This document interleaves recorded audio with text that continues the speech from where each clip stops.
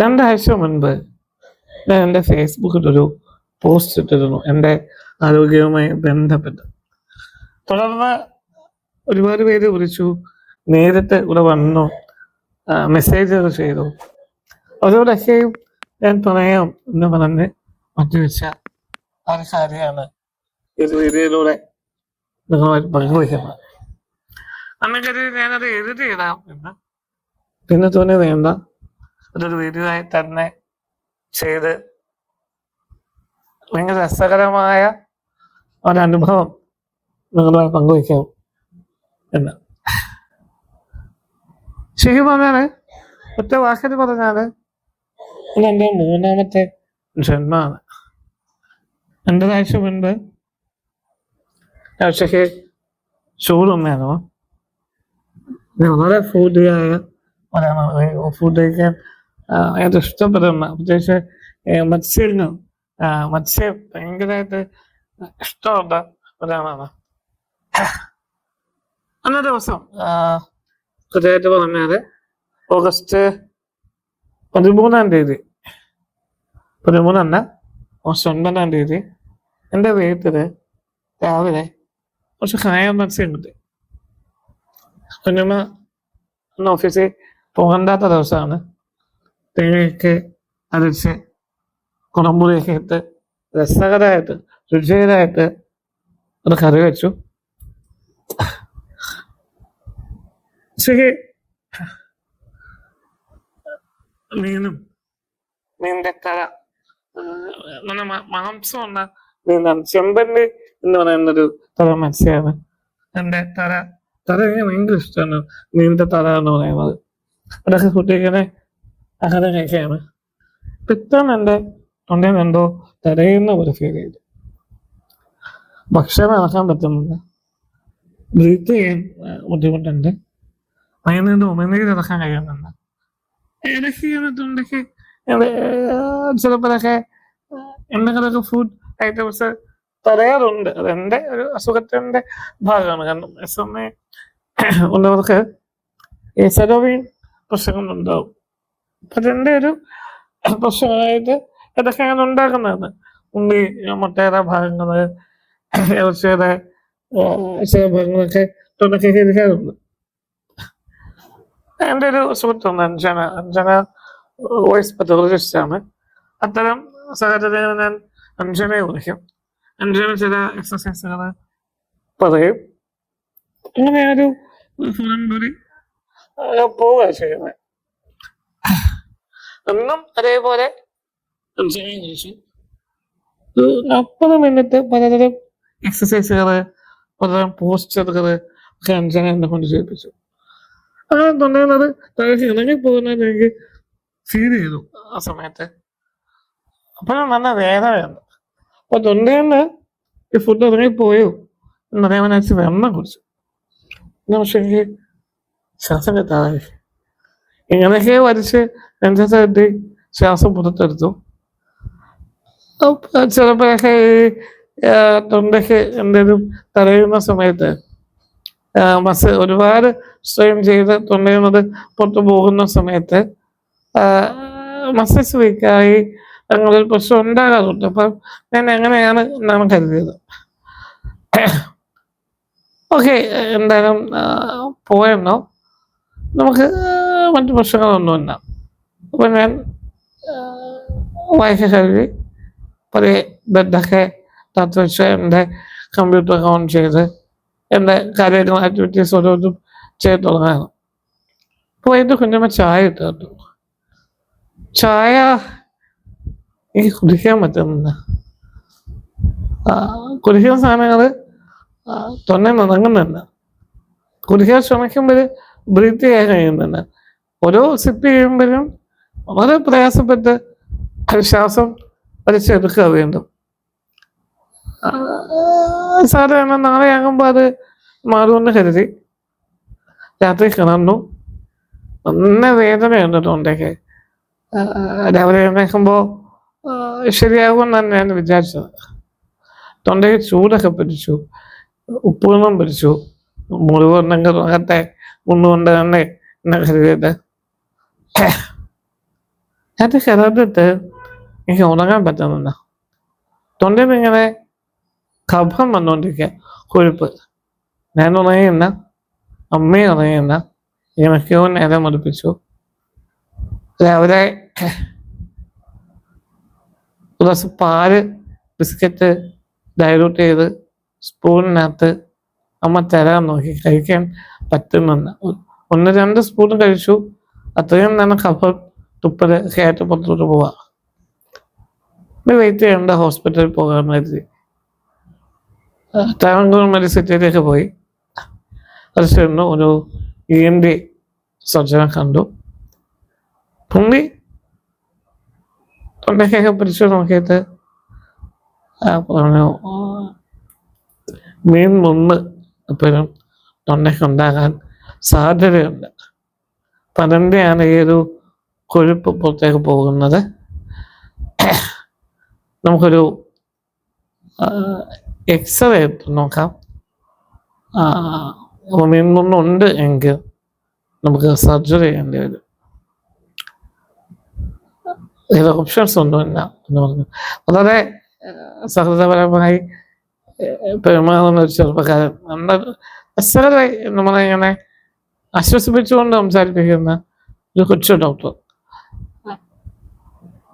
ഞാൻ പറഞ്ഞു എനിക്ക് സർജറി പറ്റില്ല, കാരണം ഞാനൊരു SMA ഒന്നതാണ്. സർജറിയിലേക്കൊക്കെ പോയാൽ ഞാനൊരു പക്ഷേ ഹോമിയോയിലേക്ക് പോകാം. അത്രയും ചാൻസ് കൂടുതലാണ് എന്നെ സംബന്ധിച്ചിടത്തോളം ഓപ്പറേഷൻ ചെയ്യുക, അനസ്തേഷ്യ എടുക്കുക എന്നൊക്കെ പറയുന്നത്. അപ്പോൾ നമുക്ക് നോക്കാം എന്ന് അദ്ദേഹം പറഞ്ഞു. അപ്പോൾ അന്നുണ്ട് എൻ്റെ കൂടെ, അമ്മീനുണ്ട്, വിഷ്ണു ഉണ്ട്. തിരുവനന്തപുരത്ത് തന്നെ അമ്മീനോടൊപ്പം വിഷ്ണു മാത്രം രാവിലെ വന്നു. അപ്പോൾ അമ്മയുണ്ട്. അപ്പോൾ അമ്മയും ചോദിച്ചു, നമുക്ക് എക്സ്റേ എടുത്ത് കണ്ടു എന്താ ചെയ്യാൻ പറ്റുക. അപ്പോൾ അദ്ദേഹം പറഞ്ഞു, നമുക്ക് CT സ്കാൻ ചെയ്യാനുള്ളതാണ് ഏറ്റവും ആക്യുറേറ്റ് ആയിട്ട് തൊണ്ടയിൽ എന്താണ് ഇരിക്കുന്നത് എന്ന് കണ്ടെത്താൻ വേണ്ടി ചെയ്യാൻ പറ്റുന്നത് എന്ന്. അപ്പോൾ പിന്നെ നമുക്ക് CT സ്കാൻ ചെയ്യാമെന്ന് പറഞ്ഞു. അപ്പോൾ CT സ്കാൻ എടുക്കാൻ തുടങ്ങുന്ന സമയത്ത് തലയ്ക്ക് നല്ല തലവേദന. ബ്ലഡ് ടെസ്റ്റ് ചെയ്തു, ഷുഗർ ലെവൽ വളരെ ഡൗൺ ആണ്. കാരണം ഞാൻ എൻ്റെ തലേ ദിവസം ഉച്ചയ്ക്ക് ആണ് അവസാനമായിട്ട് ആഹാരം കഴിക്കുന്നത്. അതിനുശേഷം എനിക്ക് രണ്ടും പോലും കുടിക്കാൻ കഴിയുന്നില്ല. എനിക്കത് ബോഡി ഡ്രൈ ആണ്. ഇങ്ങനെയൊക്കെയോ ഇടയ്ക്ക് ചില കോഫി 1-2 സ്പൂൺ അമ്മ തരും. അത്രയും തന്നെ കൊഴുപ്പ് തുപ്പല് എൻ്റെ വായിൽ നിന്ന് വരും.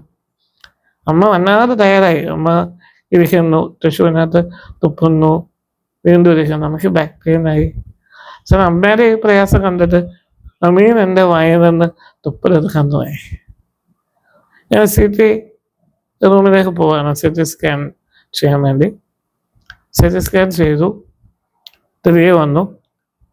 ഇപ്പം ടെക്നീഷ്യൻ എന്നോട് പറയുന്നത് തൊണ്ടയ്ക്ക് മുന്നൊന്നുമില്ല, പക്ഷേ നീര് എന്തെങ്കിലും ആകാം, പെയിൻസ് പിന്നെ മുറിവിൻ്റെ ആകാം, ഞാൻ ഡോക്ടറെ കാണിച്ചെന്ന് പറയുന്നു. സമാനമായി, കാരണം തൊണ്ടയ്ക്ക് മുന്നില്ല. പക്ഷെ ആൻറ്റിബയോട്ടിക്കോ ഒക്കെ എടുത്താൽ 7 പ്രശ്നം മാറുമല്ലോ. ഓപ്പറേഷൻ വേണ്ട. ഓപ്പറേഷൻ എന്ന് പറയുന്നത് ഞാൻ തീർന്നു എന്നതാണ് എൻ്റെ അർത്ഥം. ഒരു ½ an hour കഴിഞ്ഞപ്പോൾ ഡോക്ടർ തന്നെയാണ്. ഡോക്ടർ വന്നിട്ട് എൻ്റെ മുഖത്ത് ഭാരമുണ്ട്. CTയുടെ ഒരു ഇമേജ് കാണിച്ചിട്ട് പറഞ്ഞു, തൊണ്ടയുടെ താഴെ അന്നനാളത്തോട് ചേർന്ന് ഫിഷ് ബോൺ ഉണ്ട് എന്ന്, മീൻ മുന്ന് ഉണ്ട് എന്ന്. മീൻ മുന്ന് ഉണ്ട് എന്ന് മാത്രമല്ല, അത്യാവശ്യം മടുപ്പുള്ള മുന്നാണ്, ഒരു സ്റ്റാർ പോലെ ഇരിക്കുന്ന മുന്നാണ്. നമുക്ക് സർജറി ചെയ്യാതെ ഒരു ഓപ്ഷനില്ല. ആ സമയത്ത് ഇങ്ങനെ ടോട്ടലി ഭയങ്കരമാണ്. കാരണം പിന്നെ ഞാനില്ല, അനസ്തേഷ്യയിലെത്ത് സർജറി റൂമിലേക്ക് പോയി. തീർച്ചയായും ഞാൻ വരുന്ന എന്നുള്ളത് എനിക്ക് നല്ല ഉറപ്പാണ്. സമയത്ത് ഞാൻ ഏറ്റെടുത്ത എൻ്റെ റെസ്പോൺസിബിലിറ്റീസ്, എനിക്ക് എന്നെ ഡിപ്പെൻഡ് ചെയ്തിരിക്കുന്ന മനുഷ്യന്മാര് ഒക്കെയാണ് എൻ്റെ മനസ്സിലേക്ക് വന്നത്. ഞാൻ ഒരു 10 മിനിറ്റ് കൊണ്ട് ഞാൻ എങ്കിൽ എങ്ങനെ ഓരോ കാര്യങ്ങളും മുന്നോട്ട് പോകും. അമ്മയുടെ കാര്യം എങ്ങനെ, വീണയുടെ കാര്യം എങ്ങനെ, എൻ്റെ ഫാമിലിയുടെ കാര്യം എങ്ങനെ, മൈൻഡിൻ്റെ കാര്യം എങ്ങനെ, ഒരു തെറ്റുന്ന കാര്യം എങ്ങനെ, അത് ഓരോരുത്തരെ എണ്ണേണ്ട കാര്യങ്ങൾ എത്തിക്കണം. എന്നെ ഒരു തീരുമാനിക്കുകയാണ്. എൻ്റെ ഇന്നെന്നുള്ളത് ഞാൻ അവരെ ഉറപ്പിക്കുകയാണ്. അപ്പോൾ എൻ്റെ വായനകള് തുപ്പല് ഇങ്ങനെ വരുന്നുണ്ടേ, പൊന്നു ഇങ്ങനെ എത്തിക്കൊണ്ടിരിക്കുക. വായു തുപ്പല് അവനവനെ ഇരിക്കാൻ പോലും കഴിയാതെ കഴിഞ്ഞ 3-4 മണിക്കൂർ ഒറ്റ നിപ്പി നിന്നിട്ട് എൻ്റെ വായനകളെ തുപ്പലെടുത്തുകൊണ്ടിരിക്കുക. അവൻ്റെ കൈ തുപ്പലാകുന്നുണ്ട്. അവൻ്റെ കൈ ഒന്ന് ക്ലീൻ ചെയ്യാൻ പോലും അവന് കഴിയുന്നുണ്ട്. ഇങ്ങനെ കണ്ടിന്യൂസ് ആയിട്ട് തുപ്പല് പൊയ്ക്കൊണ്ടിരിക്കുക. പിന്നെ അവൻ്റെ മുഖത്തേക്ക് നോക്കുക. അവൻ്റെ മുഖത്ത് യാതൊരു ഭാവഭേദവും. അവൻ്റെ മുഖത്ത് എൻ്റെ തുപ്പല് പറ്റുന്ന, കൈ തുപ്പല് പറ്റുന്നതിൻ്റെ ഒരു അറപ്പോ മടുപ്പോ അങ്ങനത്തെ ഒരു സാധനം ഇല്ല.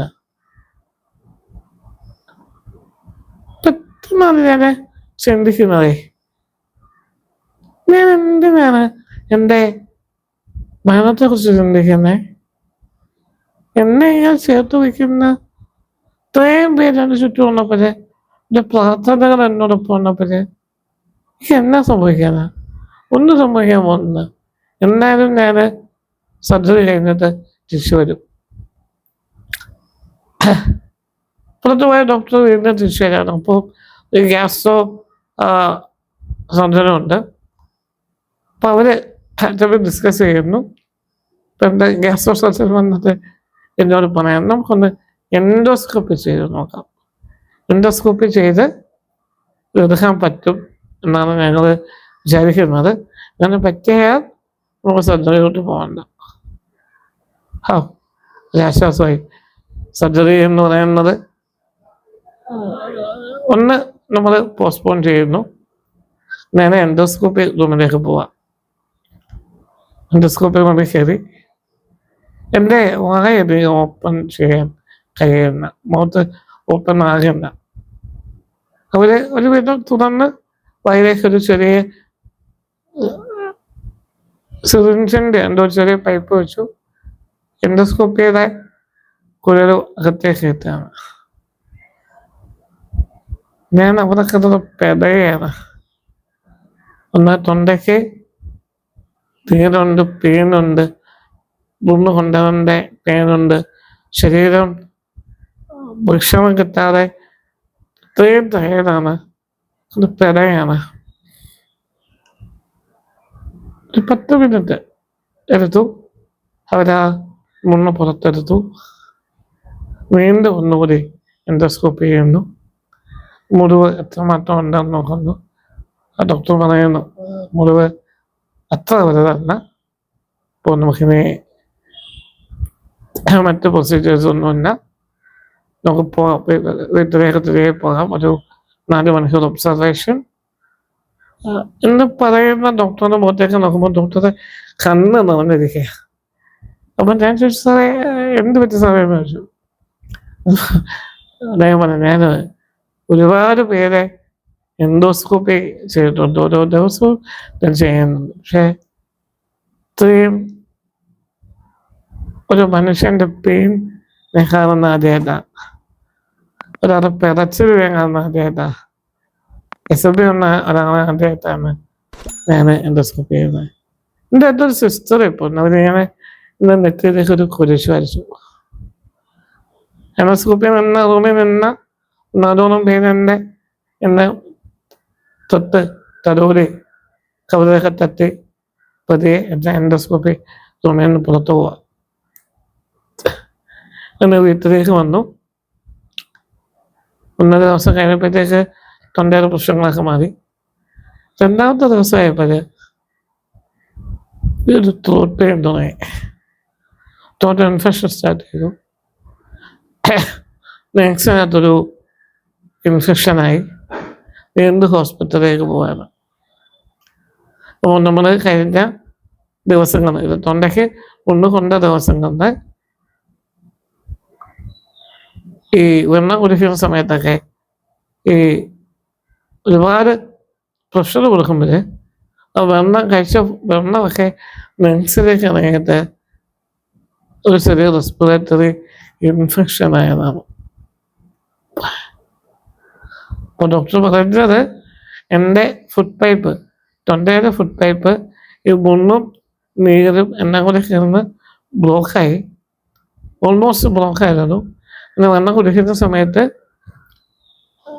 ഒരു നമ്മൾ ആ ഫോഴ്സ് കൊടുക്കുമ്പോൾ ആ വെള്ളം ഏറ്റവും എളുപ്പത്തിൽ പോകാൻ പറ്റുന്ന ഒരു വഴിയിലേക്ക് സ്വിച്ച് ചെയ്യുകയും അങ്ങനെ ലെങ്സിലേക്ക് ഇറങ്ങുകയും ചെയ്തു. അതെൻ്റെ ഇൻഫെക്ഷൻ ആണെന്നാണ്. അങ്ങനെ സ്റ്റെറോയിഡ് സ്റ്റാർട്ട് ചെയ്തു. ഇഞ്ചക്ഷൻ വീട്ടിൽ വന്നു. രാത്രി കിടക്കുകയാണ്. കിടന്നിട്ട് ഒരു അരമണിക്കൂർ കഴിയുമ്പോൾ എനിക്ക് ബ്രീത്ത് ചെയ്യാൻ പറ്റുന്നില്ല, ശ്വാസം എടുക്കാൻ പറ്റുന്നില്ല. നമുക്ക് കുറച്ച് ശ്വാസം എടുക്കാൻ കഴിയുന്നില്ല. വാ തുറന്ന് ശ്വാസം എടുക്കാൻ തുടങ്ങി. ഇങ്ങനെയൊക്കെ നേരം പഠിപ്പിച്ചു. അമ്മയോട് പറഞ്ഞില്ല, ആരോടും പറഞ്ഞില്ല. നേരം കൊടുത്തു. ഓക്കെ.